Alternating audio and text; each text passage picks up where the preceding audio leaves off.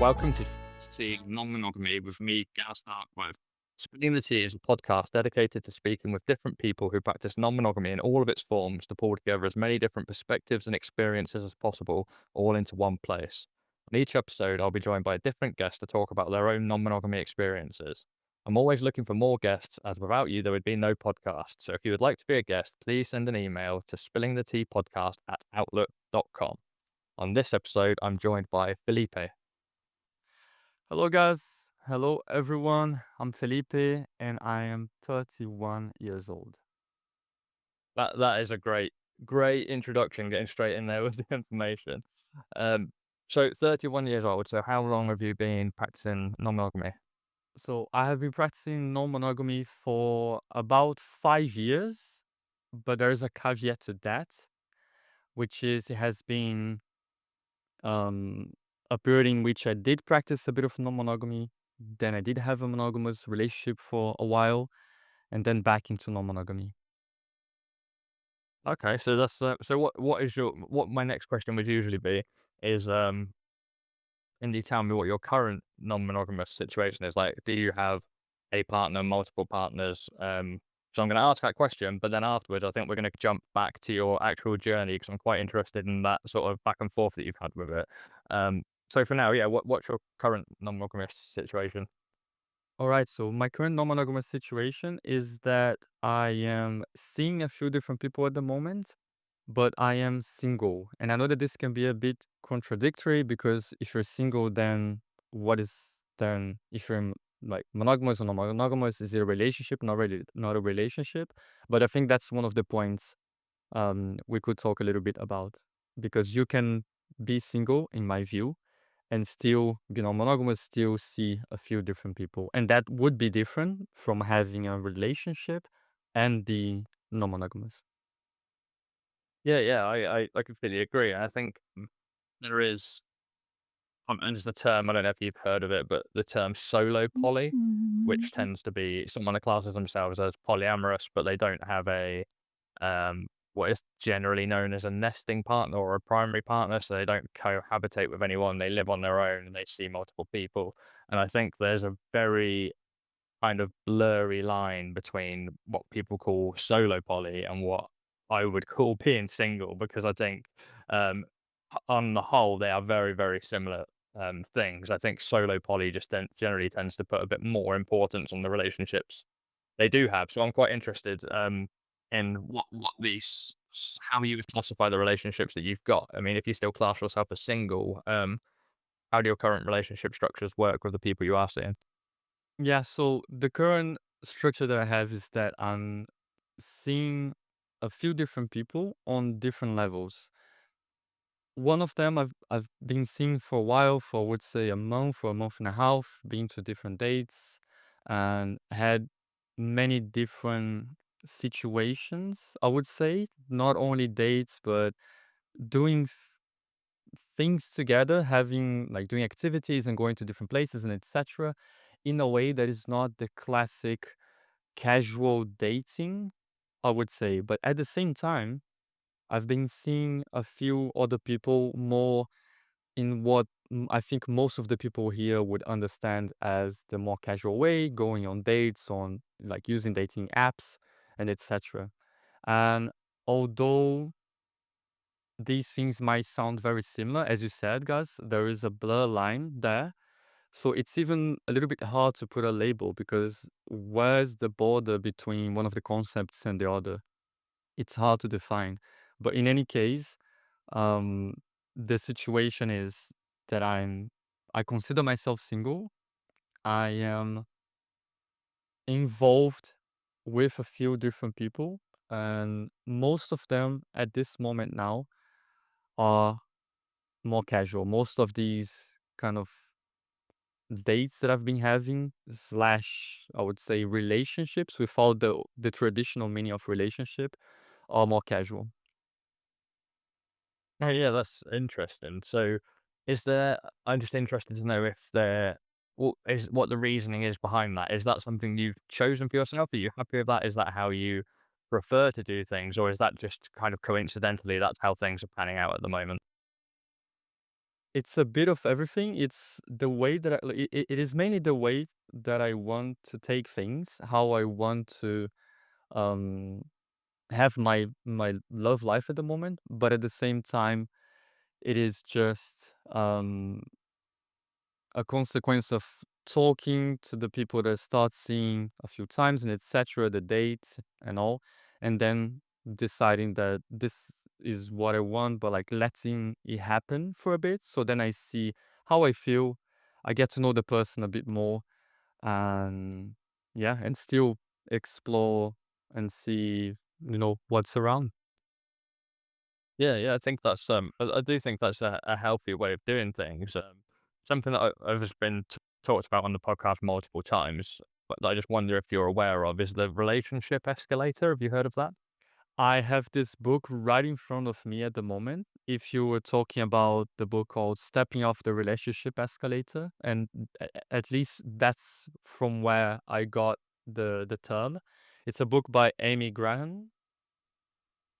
So I Is know the terminology and I know the concept, but I didn't know there was a book about it. I don't know if the concept came right. first or the concept came from the book. I don't know, but yeah, but obviously you do know um what Yeah. it is. Then you know how it works, and I think so that's one thing, the relationship escalator, which I think lot of monogamous people ride the relationship escalator without really understanding that it exists. And people will, people meet, they'll start dating casually, it becomes more serious, they move in together, they get married, they have kids, they buy a house, etc., etc.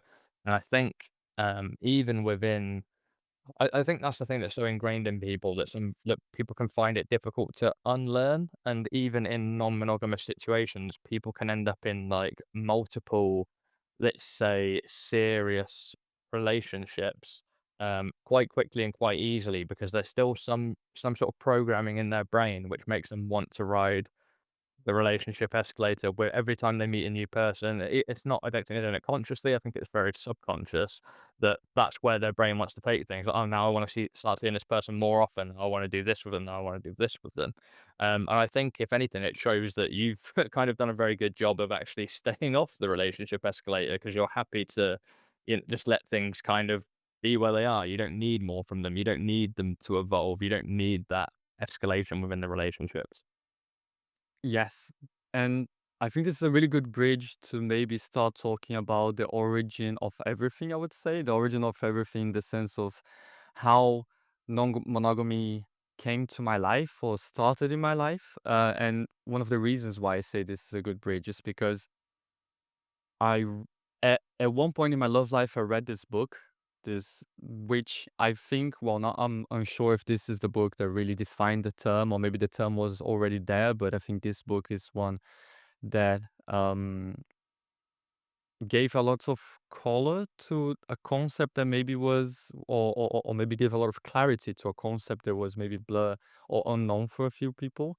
I got to know about this book from a friend of mine who also lives, like, she has a very active lifestyle based on non-monogamy.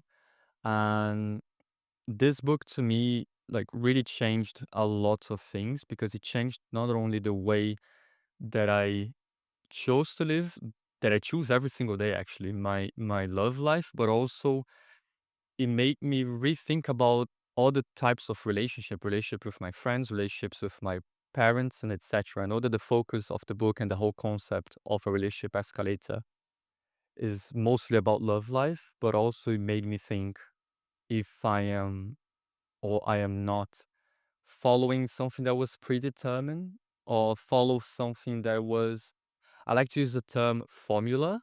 Like, it feels to me at least that when it comes to expectations and like love life rules, it's almost like there is a fixed formula, which is, of course, embedded into the whole monogamous and traditional relationships that we see as a society.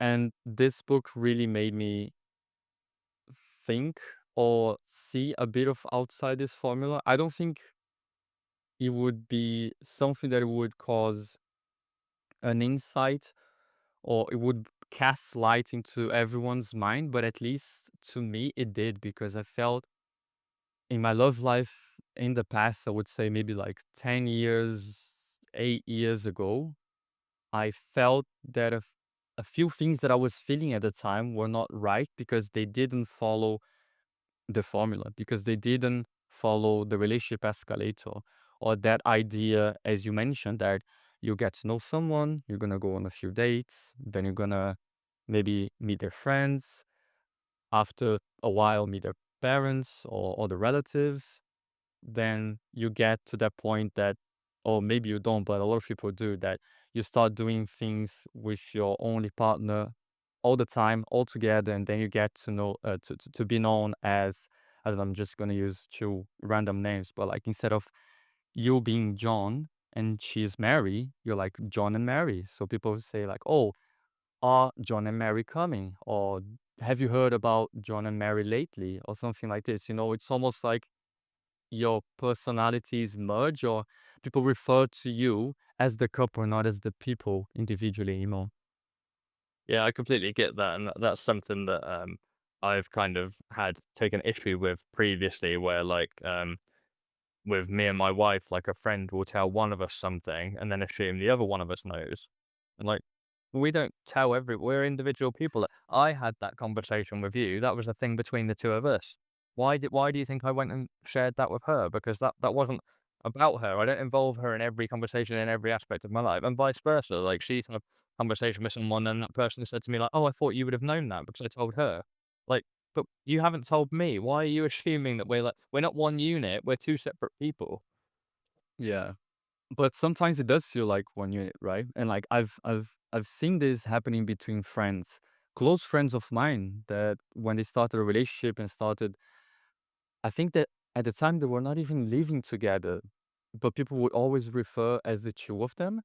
And whenever we would do something like some social gathering, or go to a restaurant, or just go to the park or wherever, if the other one was not there, it would feel odd, and people would ask questions like, "Oh, why is the other person not there?" Like, "Oh, John, why is Mary not here?" Or, "Mary, like, where's John? Why are you not with him?" Like, they are different people, you know, we are individuals. And I think that's with the traditional kind of relationship, with the formula that so many people followed for so many years and still do.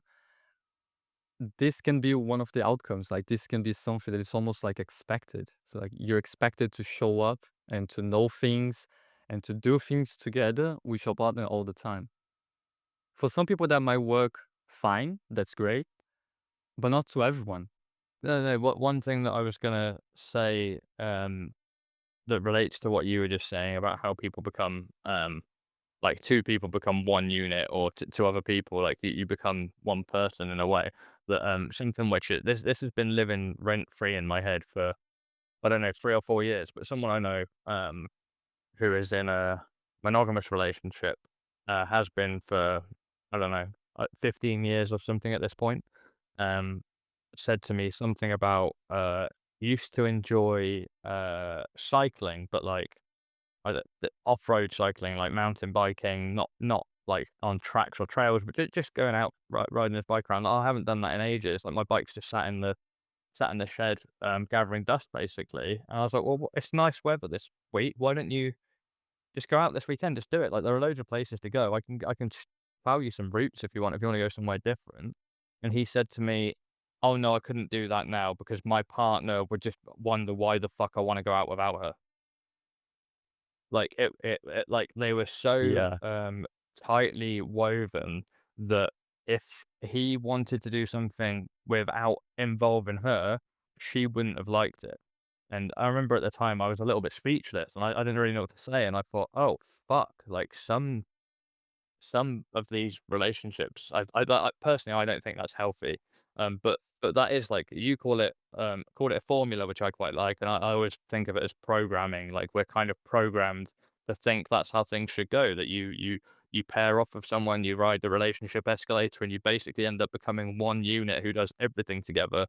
Um, to the point that in this instance, my friend could no longer partake in this hobby he enjoyed because she wouldn't be involved in it, and he couldn't do anything leisurely without her. And yeah, that was like 3, 4 years ago, and I've never forgotten that. That still pops into my head from time to time. That I think it's only because I heard that. I think a lot of, not all, I don't even want to say most, but a lot of monogamous relationships actually are in the same situation. It's just no one talks about it because everyone thinks it's normal and that's what's expected.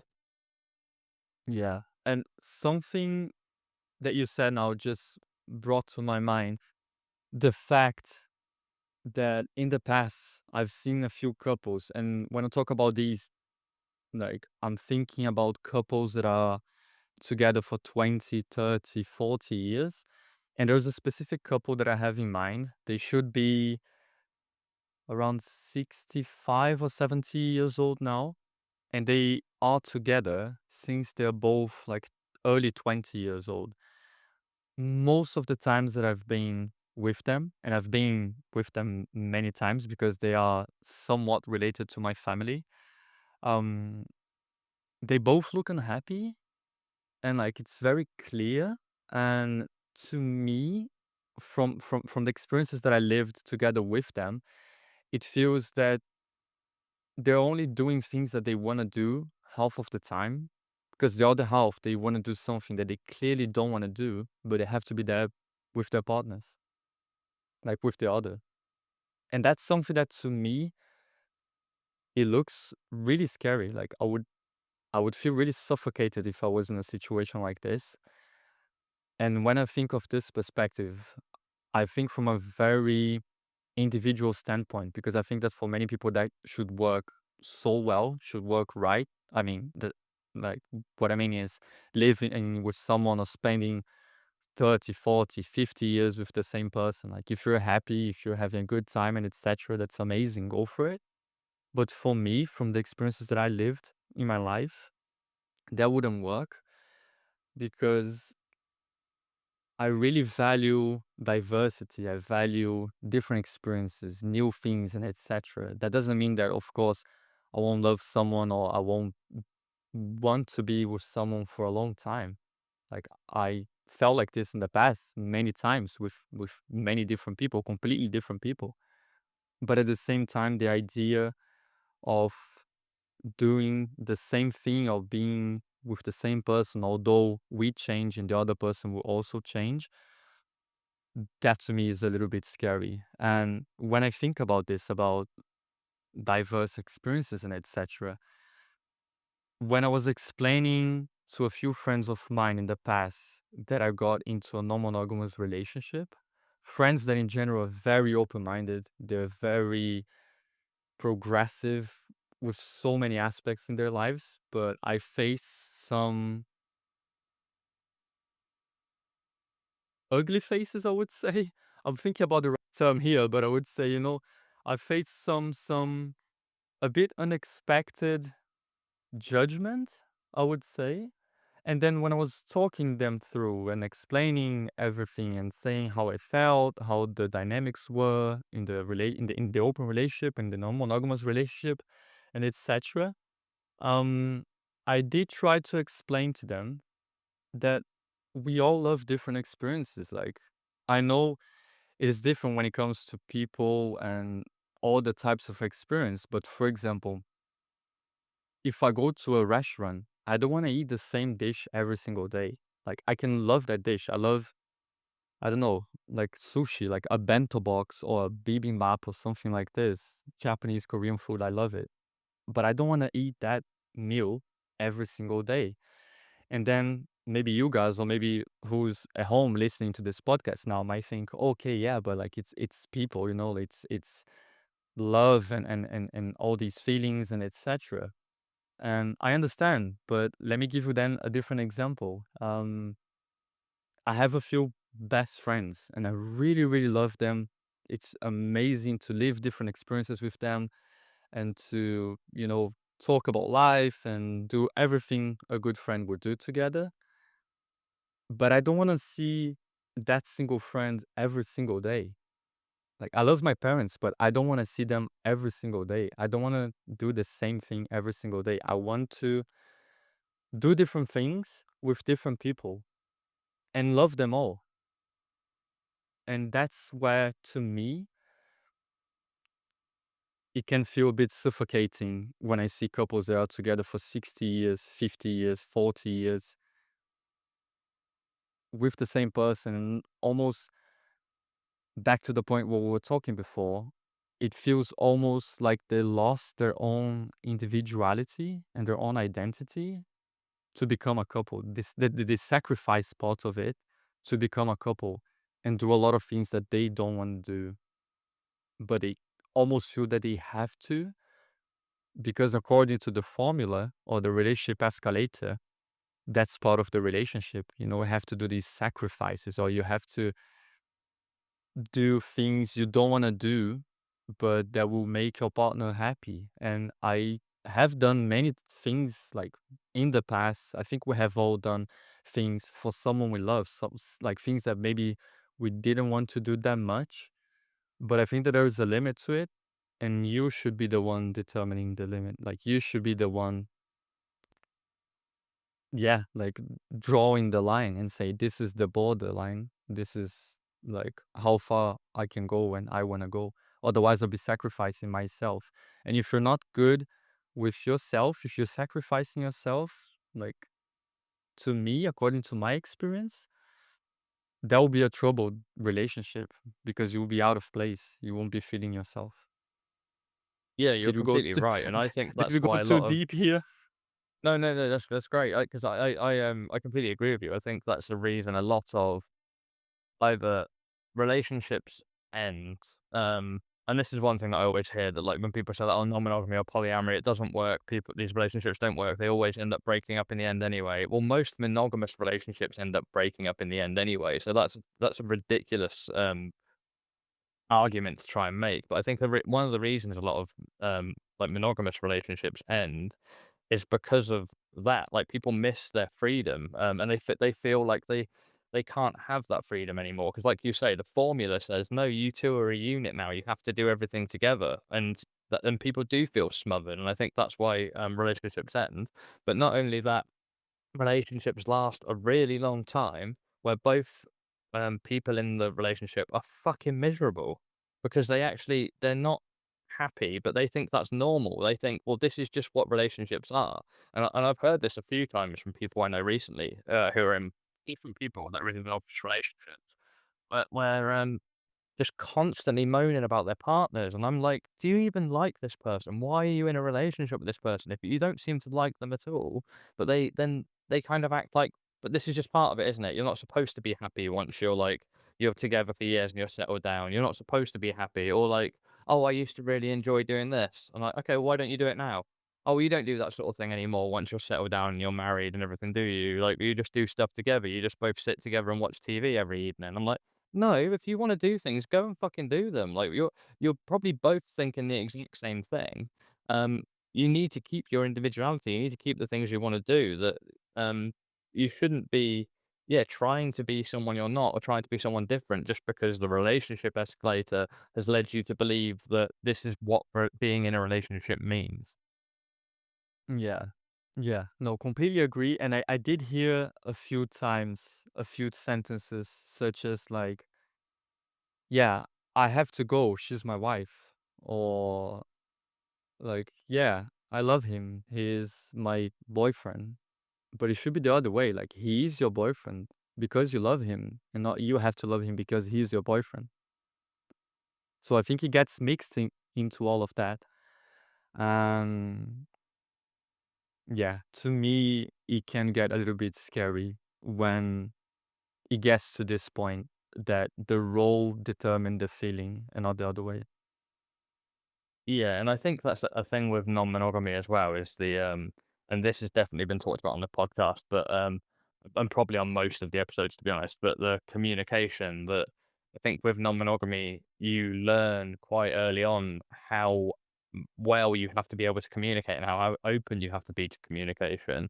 And I think a lot of monogamous couples don't have that. They don't really know how to communicate with each other. So, like in this situation where both people in the couple are miserable, they're not happy because they're not doing enough. They're not getting enough of their own individuality and not get enough of their own free time, but they don't know their partner is thinking the exact same thing.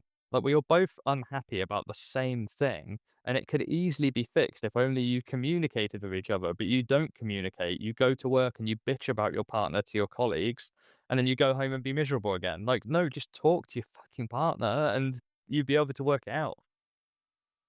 Yeah, it is a person that you chose to be there right next to you, so it should be someone that you have a very strong channel of communication. And if you don't, like, should that person be there?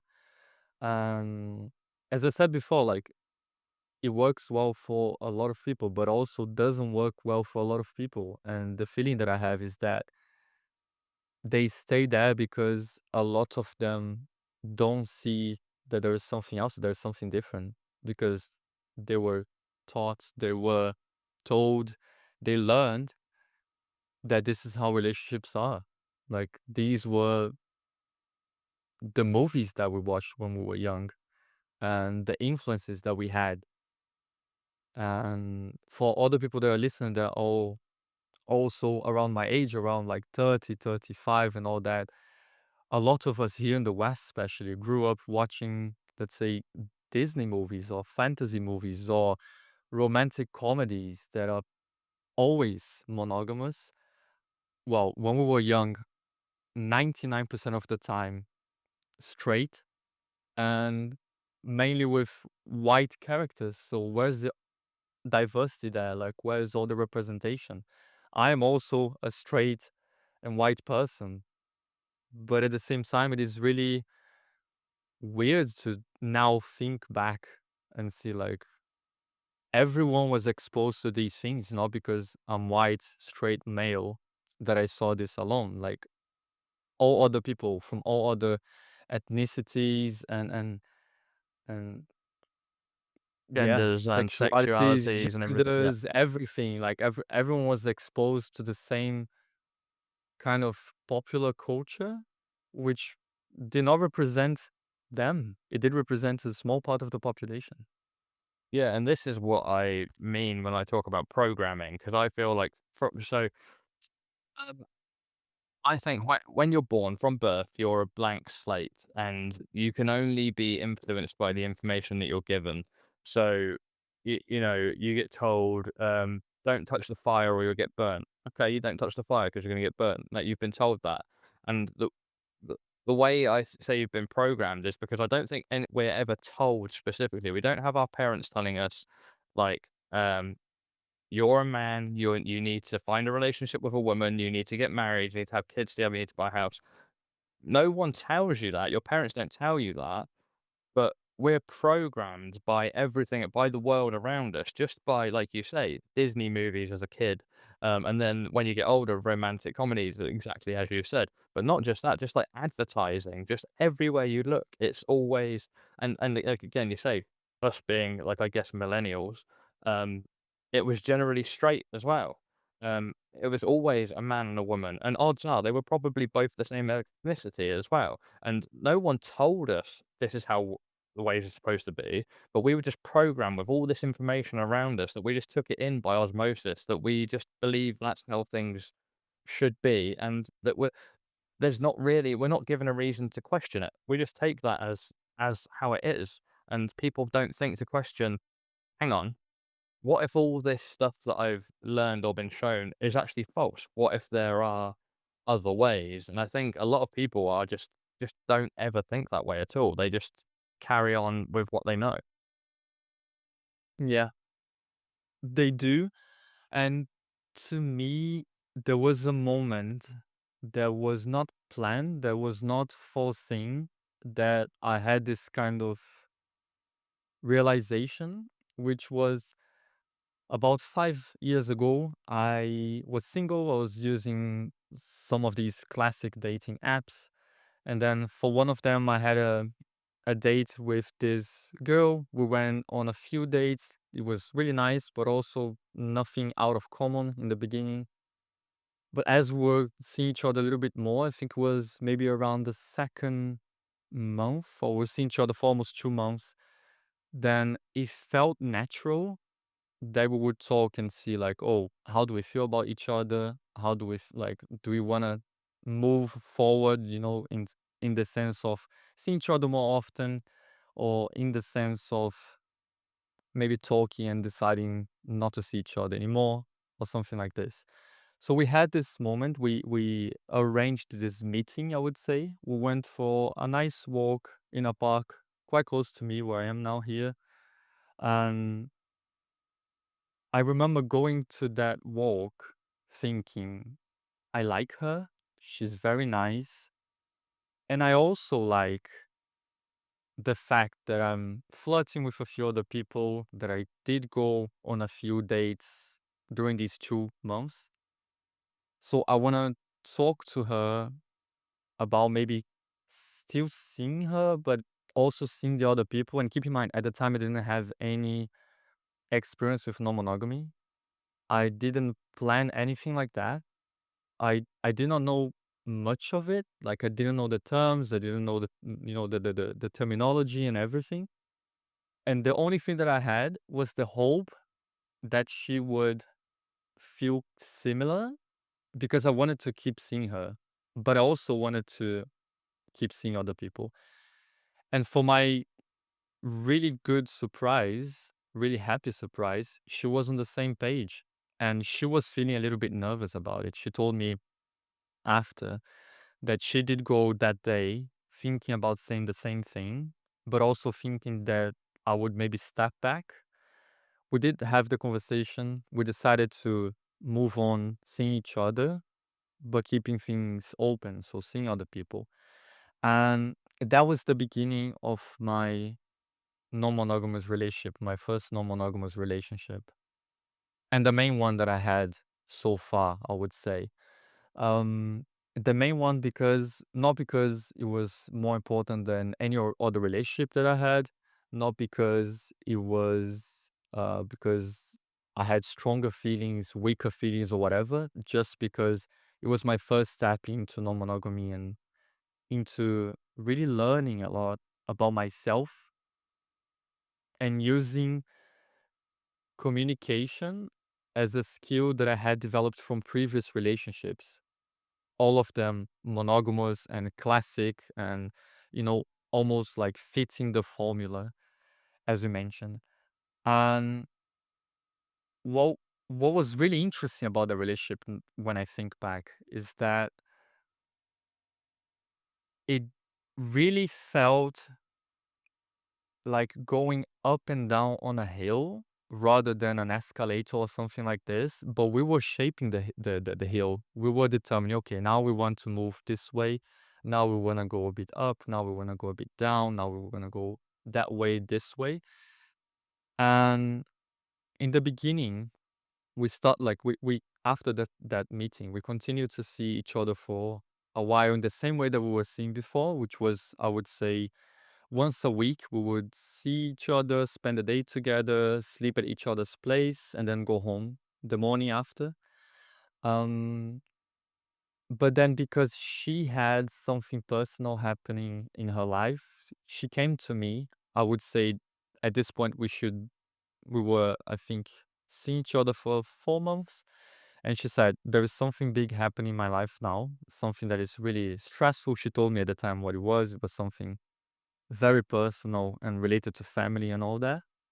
And then she said, I cannot give a lot of attention to this. I need to step back a bit. And I felt sad at the time, which is completely fair because I was enjoying that. But I said, okay, I fully understand. If you want my support, I'm here. If you want to talk about it, I'm here. And she said, no, I prefer to take this on my own and deal with it. So then we did. So then we stopped seeing each other gradually, to the point that I think we didn't see each other for, I would say, another 2 months or maybe close to 3 months. And then after this time, she came back to me. She said, look, sorry for this, for being away for a bit. I feel better now. Like, let's see each other again or see each other a little bit more or more often. And that's what we did. And from that moment on, we stepped into a new format, I would say, of the relationship, in which was a little bit more consistent in terms of how often we would see each other. It had some elements um of what would people would consider more traditional relationships. So after a while, I met her brother. After a while, we did a few things that the rom-coms would show when we were kids, when we were watching the TV, the classic romantic things that the couples do together. We did that, but at the same Mhm. time, Yeah. we were open. We were non-monogamous, so we were seeing other people, and it was very interesting going through that and learning everything as I was doing it, because during that time, the total of 2.5 years that we were together, I also saw a few people, some of them for like 1 or 2 dates, some of them for 1 or 2 months, and that teach me some really big lessons. One of them being that love is not something that you split, but you kind of multiply. I know it sounds very cheesy when I say it like this, but you kind of multiply. And one of the reasons why I say this is that at that time, I felt that I loved her. Like I had feelings of love for her, but this one other person that I was seeing for about 2.5 months, I also had feelings of love for that person, and they didn't exclude each other. Like love was not limited there. There was no like, oh, I'm going out with you now, but my heart's kind of empty because I love someone else.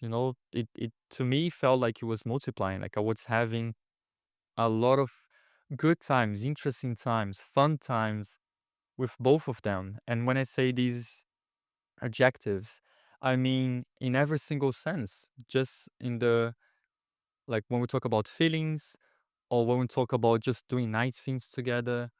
And that was something that really opened my mind because I was living that and I was like, wow, like this exists. Like this is completely off the script, but it feels right. And it is right because I'm talking to them, because I'm communicating to them. But at the same time, when I was telling a few people about it, I felt judged. But yeah, go ahead. Then I can talk about that. Yeah, yeah, no, I was gonna say it's one of those things that I think that's what a lot of say monogamous people think when they first learn about non-monogamy being a thing, or first learn that someone they know is living a non-monogamous lifestyle, is that they think, oh, but then one of them is just a fling, one of them is just a side piece, or something like that, because they don't believe you can have the same feelings for multiple people at the same time. And I think like one analogy that I tend to use is tea and coffee. I mean, I think this is depending on where in the world you are, maybe different. In the UK, like we drink tea, we drink coffee. Like I really like drinking tea. I also really like drinking coffee. When I'm drinking tea, I'm not thinking, "Oh, I love tea now and I hate everything else." Um, and if I'm drinking coffee, I'm not thinking I'm drinking coffee now, I don't like anything else. I'll have a cup of tea, I'll really enjoy it. Half an hour later, I'll have a cup of coffee, I'll really enjoy it. It's very possible to like 2 things equally or in a similar way, but for some reason, when it comes to people or romantic relationships, people don't seem to think that it's possible, but I was like, "Well, you do this every day anyway," but for some reason, people seem to think it's different when it comes to relationships. Yeah, they do. And as you said, or maybe bringing back the example that I gave before, because I'm eating pizza today, it doesn't mean that I don't love sushi. I love sushi. I still love sushi, but I also love pizza. And or okay, again, the same argument. Okay, but people are different and etc. Like I love my parents, but if I'm seeing my friends today, it doesn't mean I don't love my parents. Or if I'm seeing one friend, it doesn't mean I don't love my other friends. And that actually brings up a point that I like. It is a kind of an argument that I used a lot when I was explaining some of my closest friends who, as I just said before, I felt that they were sometimes judging me, especially when I told them about the relationship, the dynamics, and how it worked, and how I was seeing other people. That I would describe to them a scenario. Let's imagine that we're going out with friends in a group or something like this, and we go have dinner, then go out for some dancing or karaoke or drinks, whatever.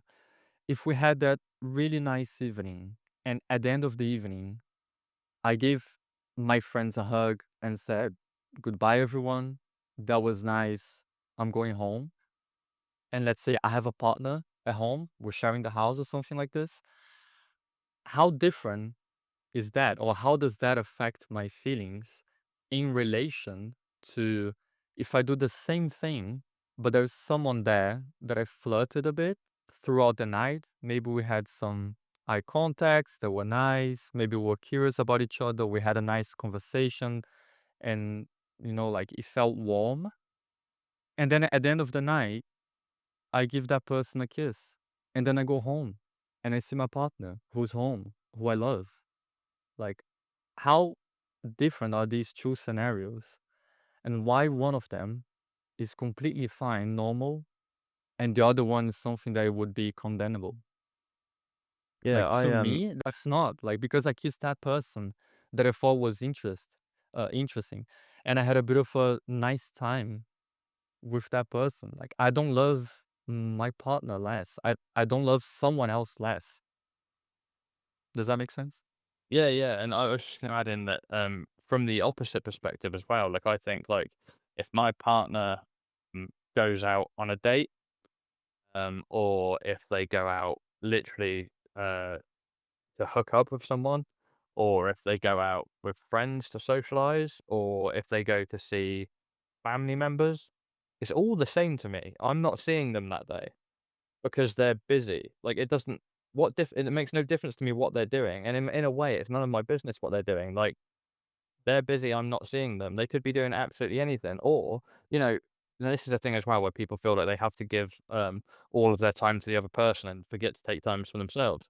Maybe my partner's saying that, like, "Yeah, I don't I just wanna stay in. I wanna sit in my own house and watch TV on my own and do nothing, 'cause that's what I wanna do today." Okay, cool.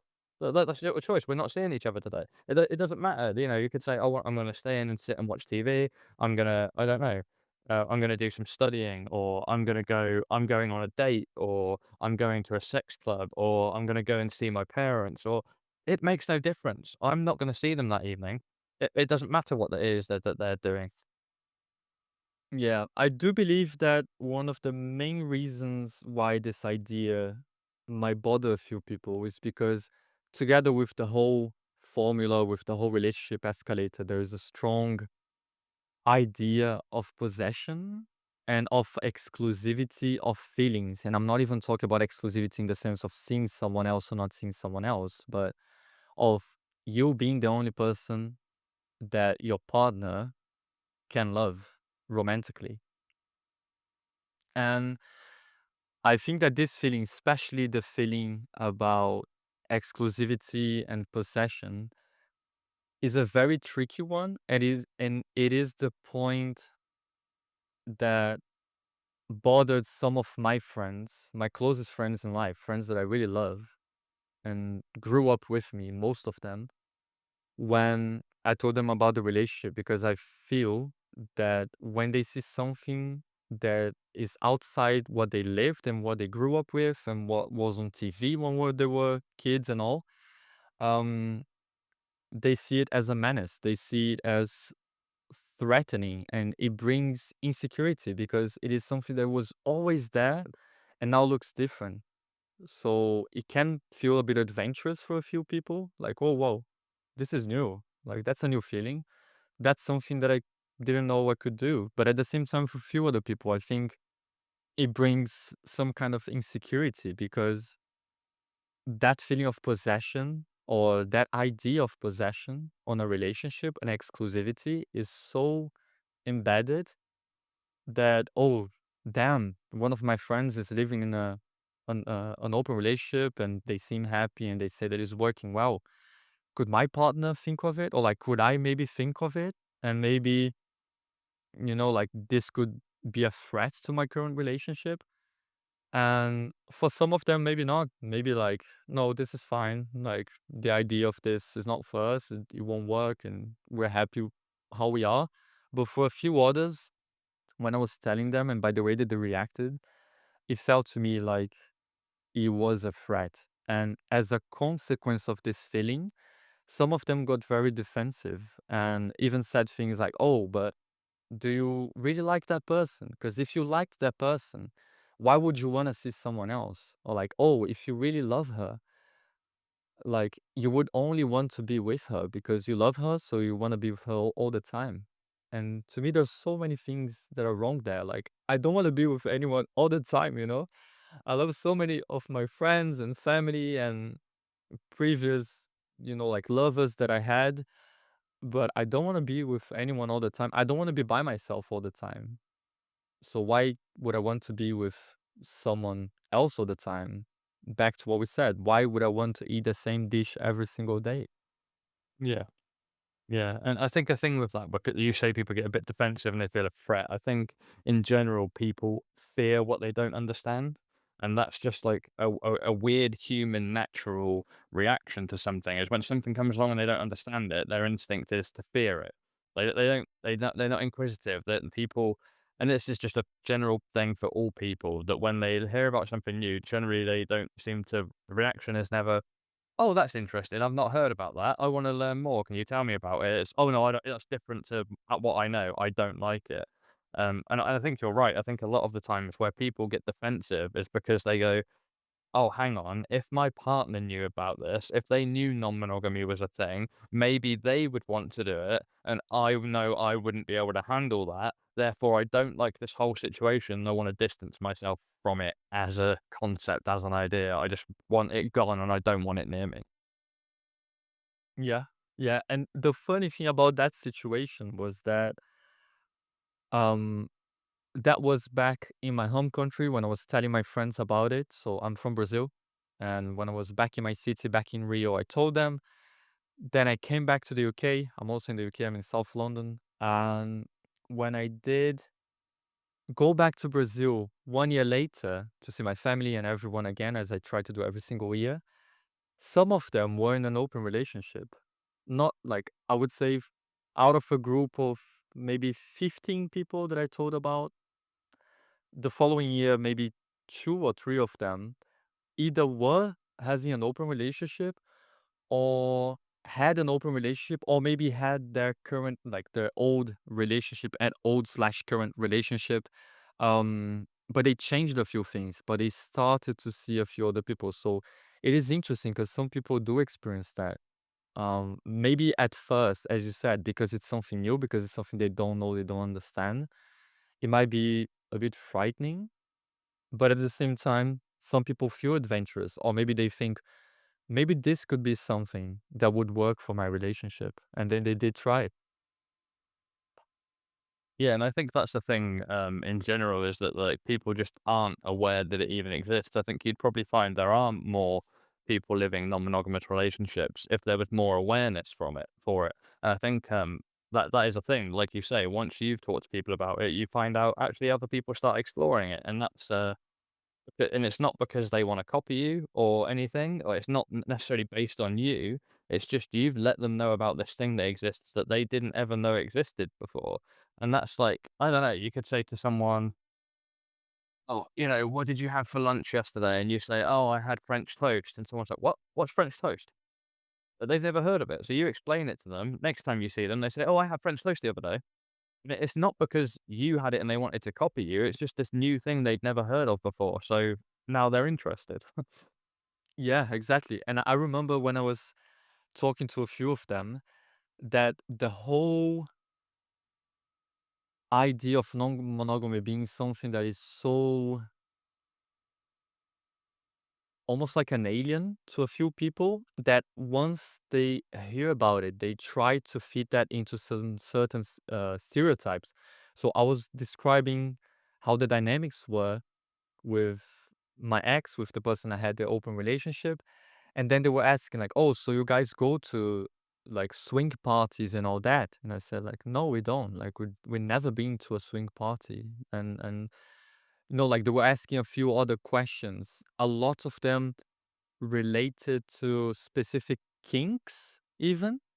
So I think there's this hyper sexualization of non-monogamy. So you they think like, oh yeah, so then if you're in an open relationship, that means you're like sleeping with everyone. Like, are you not afraid of, I don't know, getting some STD, or having some issues, or ending up like seeing your partner somewhere in a party and then they kiss someone else or something like this? I was like, wow, like this falls, like this is so out of touch. It falls so much into really old stereotypes that for friends as I described to you, overall very progressive friends, very open-minded friends that experience a lot of different things in their lives. Like there is this whole field, the love and relationships field, that seems to be so frozen and so unexplored that these things came up. They try to fit that into stereotypes because they just don't know how it is. Yeah. Yeah, and that's I think that's completely right. That and I've got so similar situation. So I'm vegan, have been for years. It's not something I ever think about anymore. It's not something I ever talk about. But when people find, I don't know, maybe out for dinner and I order the vegan whatever off of the menu, people go, "Oh, are you vegan?" And I'm like, "Yeah." And then generally, 90% of the time, the first thing they say is, "Oh, I couldn't do that." But I didn't ask you. I'm not interested if you could do it or not. Like, I didn't bring this I didn't wanna start this conversation. I was just ordering my food. For some reason, people have to, like, make it about them or insert themselves into it or try and think how they would fit into that world or how that would work for them, and like you say, when you tell someone that, you're non-monogamous, they then get defensive because then they think about if they could be non-monogamous and they couldn't, and you're just stood there like, "I wasn't talking about you, I was talking about me." It doesn't matter what you think or how it would work for you, just I'm telling you, this is how it works for me and I'm happy with it, like, that should be enough. Yeah, I think it just breaks that perspective. And then talking about this, about breaking the original perspective or maybe their expectations. There was another situation that happened to me that generated some kind of interesting reactions, which was after a while with that open relationship, we decided to end up things because got to a point that we changed as people during the whole relationship, as we normally do, because we're growing up, because we're having different experiences. And she wanted one thing, and I wanted something else, which is completely normal, completely fine. But then when I did go and saw the same group of friends the following time, I did explain to them and did no, sorry, let me correct one small thing here. Actually, next time that I saw them, I was in a different relationship, so I had already broken up. Then there were like a few months in between, maybe 3 or 4 months or something like this, and then life always throwing really unexpected balls towards us. I got into a relationship, and that one was monogamous. So I had an open relationship no, not lasted, that was 2.5 years long. Then I had about 4 months of break, 4.5 maybe even. Then I got into a monogamous relationship. And when I told my friends, they were as surprised as they were when I told them there wasn't an open relationship before. Because they were like, what do you mean you're having a monogamous relationship now? You come here like, once a year to visit us, advocating and, turning everything upside down and talking about open relationship. Oh, so that means that for your previous relationship, you didn't really like her because now you like someone. So you're no on a monogamous relationship. And I was like, ah, guys, you didn't get anything. Yeah. And that's the And thing, it yeah, doesn't no, matter it how was much you not. explain, they've still got their own ideas and they're gonna say yeah, it's like that they think they've got that aha moment, like, "Aha, I knew you weren't non-monogamous, you just didn't like that person enough to, like, settle down with them, as it were, whereas this new person, you clearly do like them enough that you're happy to just stay just with them." Yeah, they think that they've got you and they've caught you out when they clearly that's just 'cause they didn't pay attention Yeah. to anything you actually explained to them. Yeah. And then I saw myself explaining my feelings to my friends, which is something that I know it can be really annoying, but also I understand that my friends at the time didn't have that experience or didn't have anyone that was really close to them that did these things, that did something that was so much out of the formula. They only heard about people, or we only saw, oh, there's a friend of a friend, or there's someone that my cousin knows that this or that, but I don't think they had someone that was a bit close to them that lived through that, or at least that sat down and spoke to them about it. So that's why they had kind of that aha moment. And then I saw myself explaining to them, like, no, like I loved my ex and I love my current partner. Like, not the same because every single love is different, but it's not comparable. There's no more or less to that. Like I love them. Like it's a different kind of love. Each relationship, each individual experience that I have a different kind of love, but it's still love. And that doesn't make one more valid or less valid than the other. And then they will ask, okay, but then why a monogamous relationship now? And it's funny because when at this point, after I explained a few things to them, I felt that they were not so judgmental anymore, but they were really curious to know, like, okay, why now you're back to something that is seen as more traditional? And then I did explain to them that with this new person, there was the whole dynamic between us and our own experiences in life and preferences and traumas and learnings and amazing moments that we had. We shared them, we spoke about them, and they made us feel that at that point it would be good to be in a monogamous relationship. So that's what we did, and we were very happy for the duration of that relationship as well. Yeah, I think that's really great, and there's a good way of sort of showing to people how things can be done differently. Just because it's not like you've cemented yourself to something, you've not tied yourself to a post and said, "That's it, I'm non-monogamous. Every relationship's going to be this for me." There's still some flexibility in there, but I think that brings on quite well to another question, which is what do you think have been some of the most rewarding aspects of practicing non-monogamy? Oh, that's a very good one. Um,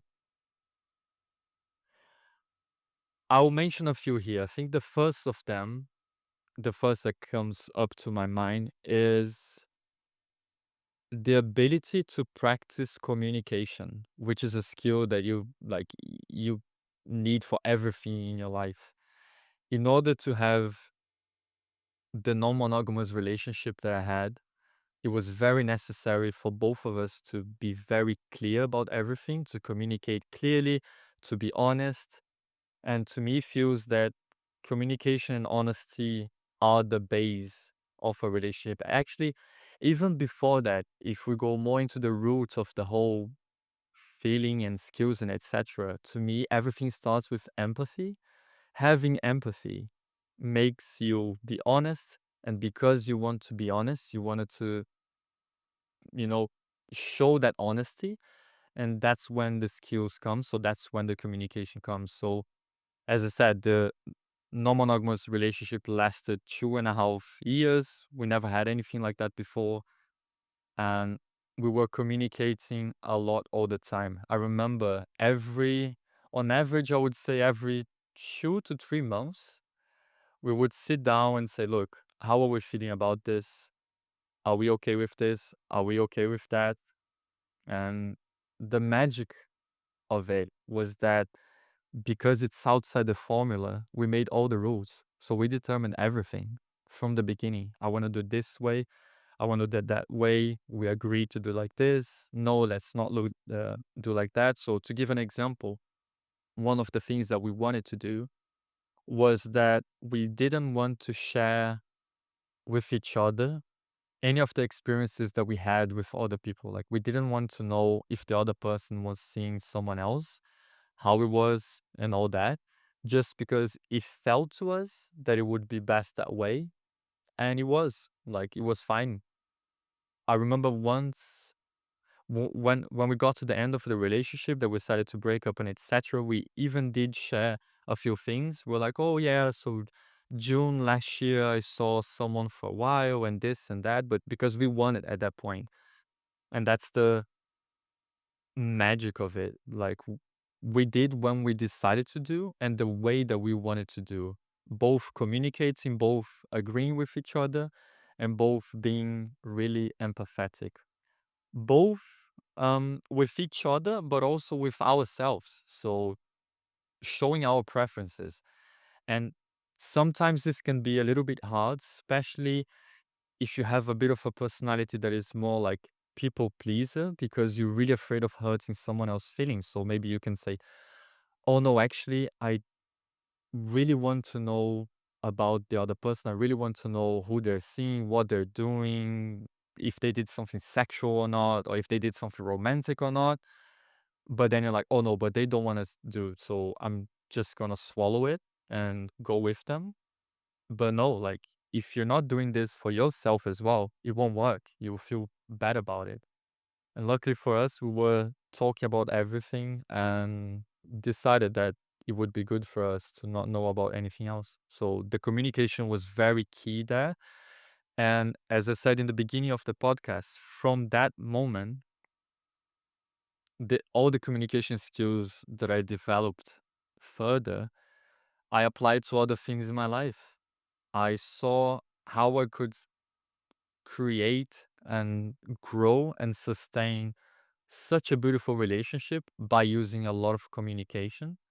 And then I did apply this to a few other things, and that improved my relationship with my mom, for example. That did improve my relationship with some of my friends because I wasn't afraid of saying certain things anymore, and because I saw that when I was being honest, showing my emotions and my preferences, and kind of, like defending my own side a bit as well, saying like, no, this is what I want, rather than or versus trying to do some classic people pleasing things that I've done in the past because I grew up with this kind of personality.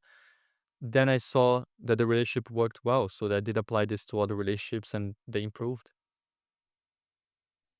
Yeah, I think it's great that you say that, you managed to take it on, to other things with you, because I think that is a key aspect of that. When you learn, like, communication, you only necessarily have to learn it once, and then that's a skill you have. Like, you may, even if it's your first non-monogamous relationship, you may need to learn that originally, but when you go into your next non-monogamous relationship, you already have that skill. And not only that, but it's a skill within you that translates to multiple other facets of your life. When you've learned that, that level of open communication, like you say, with different friends and with family members, you communicate better with them than you ever did before, because that is once you've learned it, that's now part of you. And I think that's, one thing that people don't necessarily think about when, beginning a journey into non-monogamy, is that actually how much work you have to do on yourself. Like, so much of it is inward, and it's not about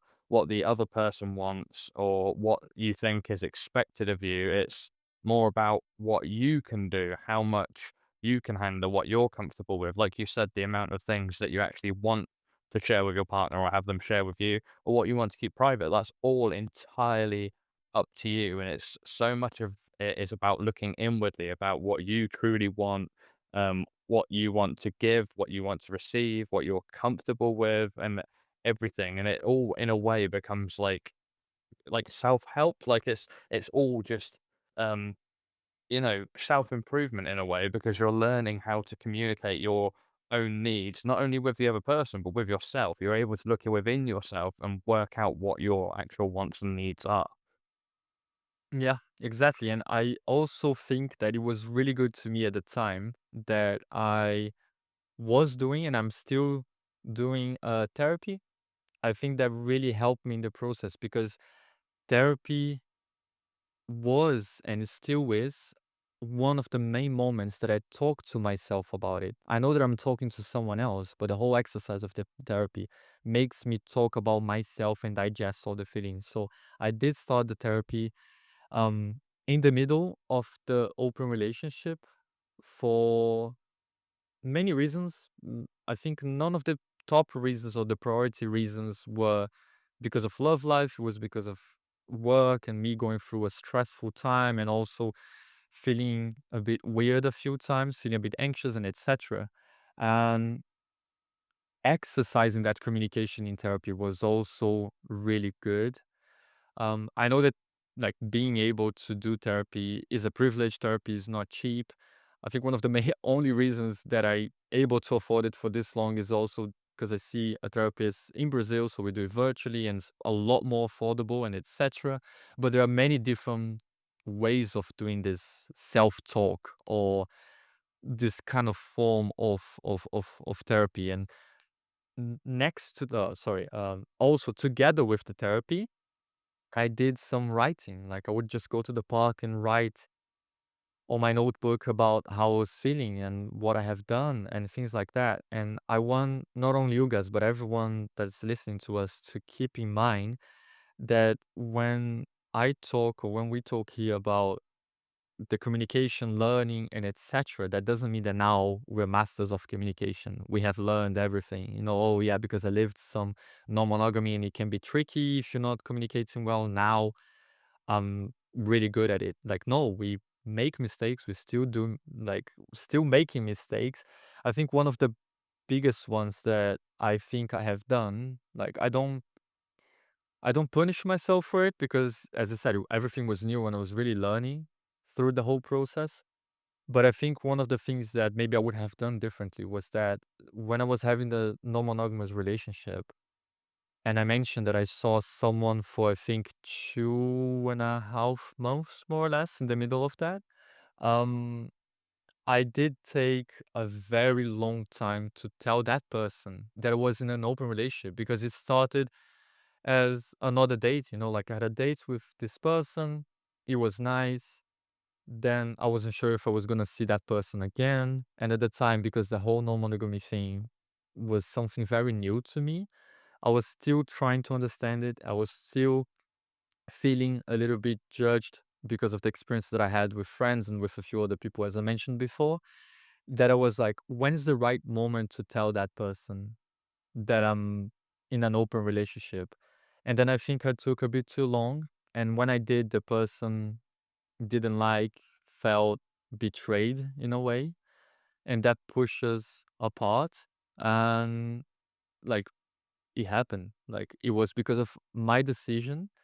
Maybe I should have been a little bit better with the communication there, but again, we're living and learning. Like if we don't try, if we don't make mistakes, it's hard to learn. And that's the thing, and part of it, a lot of it is about making mistakes. I think people strive for perfection in a world where perfection doesn't actually exist, and you're always gonna make mistakes, and people think if they're making mistakes that they're failing, but really any mistake that's made is a learning opportunity. It's more to do with how you handle the mistake and what changes you make going forward to prevent that thing happening. Like you said, you feel like you left it too long before you told them. In hindsight, you shouldn't have done that, so next time you tell someone earlier on. So that's now something you've learned and you can make the change going forward so you won't end up in that same situation where you inadvertently hurt someone again. So the end outcome is actually a positive one. Like that mistake led to something good in the end. So, in a way, mistakes are obviously you want to try and make as few mistakes as possible, but at the end of the day, mistakes can lead to positive things as long as you take the right things away from them and make the changes. So Yeah, let's go on to the next question, which is, sure. are there any particular myths about non-monogamy that you think are important to debunk? So, just things that you hear about or things that people assume which you think are false. Yeah, I think a lot of the myths are things that we mention here in terms of the expectations, in terms of the hypersexuality of non-monogamy, people thinking that you're doing because you want to sleep around, you want to do it because I don't know, maybe you want to feed your ego and you want to feel that you're very desired by so many people and things like that. I think that's one of the biggest myths that I have found or have faced in my experience. Um, I think another myth also that I've felt and seen is that um, the whole myth about love, which I mentioned a few times, which is the fact that if you're doing this, then you cannot really grow attached to someone because if you do, You're not gonna be able to have relationship with other people, and that takes us back to the point that we said before about the myth of love being something that you have to split. You can only love to a limited amount, and that's not true. Like, I think what is the only thing that I would say that can be limited there is time. Like, there is a point that you don't have enough time to see so many people or many different people, or maybe you just want to prioritize your time in a way that you see someone a bit more, someone a bit less, or only one person. So that's one of the things. So it's not about love. Love, like, can be multiplied. You can love many people at the same time. And but yeah, with time, no, like, you have limited time. Yeah, I think that's an important thing that actually a lot of people need to learn. Or there's a thing called frenzy where I think when people are new to things, they go into frenzy where they just want more, more, more. And people, first start exploring non-monogamy and they go, "Oh, I can see multiple people, so I'm going to start seeing as many people as possible and have a different person for every day of the week." And actually, that's not it's just not achievable. It's not really possible to do that, but people do seem to do this thing of like, I want it all, without ever stopping to think what they can actually do, what they can actually handle, what it means to be seeing 7 different people and have a different one for every day of the week. Like, you still need time to yourself. You still have a job to do. You still have friends and family you want to spend time with. Like, um, and most people that you talk to that are in non-monogamous relationships have, like, 2, 3 partners max, because actually any more than that is just really just not feasible. Yeah, it's not manageable. There's no time for splitting yourself and doing everything, seeing everyone. So in my experience, I did have a few periods that I did try to see a few more people. I think the last one was after my last breakup. That was maybe like 4 months ago, 4 to 5 months ago. Um, I did feel like having more diverse experiences and seeing different people and all that. But then it got to a time in which I was having maybe like 3 or 4 dates a week. And this period was really short because I couldn't do it anymore because I didn't have time. I couldn't split myself into 4 different Felipes and send each one of them to a different date because there's no time. So I think that's one of the points there. Yeah, definitely. So next question then is, if someone you know or don't know, if someone was curious about non-monogamy and said to you, "Hey, I'm interested in looking into this. Is there anything that I should know?" What is the first bit of advice you would give them? The first bit of advice would be the same as I would give to anyone going to any kind of relationship, but I think it cannot be said enough times, which is make sure that you're feeling good with yourself about that, about everything. Make sure that you are in a good position, especially mentally, because going into something that is not very traditional in our Western society can feel sometimes like a turbulence, can be very intense, and can really touch some of our vulnerabilities, can really touch some of our deepest fears. So if you are listening to this now and you're feeling, okay, maybe I should experiment this, like, try to see how you're feeling about yourself, if you're feeling good, if you're feeling happy, and just go and experiment it. Like, there's no right or wrong. As we were saying here before, for monogamy, there isn't a formula, something that you are expected to do and etc. But the magic, the tasteful part of non-monogamy is that you shape everything as you want. And then when you meet someone that you find interesting, you shape things as you both want using the communication that we mentioned before.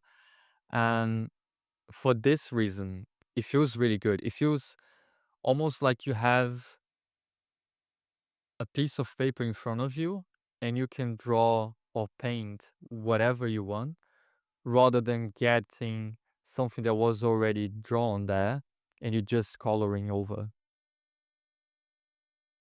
Yeah. I think that's a really good answer, and that's definitely, um, the kind of thing that people could that it's the sort of thing I think where people, start exploring non-monogamy, they do just jump straight in. I don't think there's enough information out there that's easily accessible where anyone would know to find, um, for these sort of things, and I think people make mistakes because there isn't necessarily a rule book or there's not guidelines, and, that's why this podcast exists to try to get Yeah. these things out there for people who are new, to try and give them a good starting point to see that these are the things that people tend to do. These are the things that people tend to not do. Generally, you have to do things for yourself and do them your own way, but to be careful of these things. Yeah, so I think that's really great. So I do have one final question for you, which is Alright, yeah. if you could sum non-monogamy up for yourself in, say, 2 or 3 words, what would that be? Do you want words or maybe a sentence? Whichever comes to mind first, really. Whichever you Right. feels natural. If I could sum it up, I would say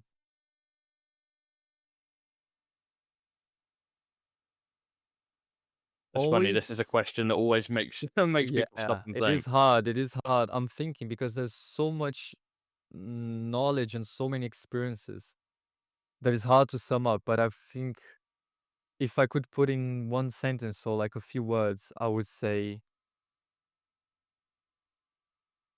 always keep it honesty, like honest for yourself. So always keep it honest and think empathetically. That's Yep. it. No, that's great. I think that's a really good answer. So, that's perfect. So, I think that brings us to the end of the episode. So, thank you, Felipe, for sharing your experiences with me. Yeah, thank you so much, guys, for the invitation. Thank you so much to everyone that is still listening to us. I hope that this makes like can make everyone feel good because there's, as you said, guys, there's not a lot of people talking about it. There is a notion of knowledge about non-monogamy, and it feels that a lot of people just have a wall in front of them and they cannot see the ocean. Exactly. So what we're trying to do is take a few bricks out of the wall so people have got some visibility of the ocean. Yeah, exactly. So to everyone listening, if you would like to be a guest on the podcast, then please send an email to spillingtheteapodcast@outlook.com and follow us on social media for all podcast updates. And I will see you next time when I spill more tea on non-monogamy.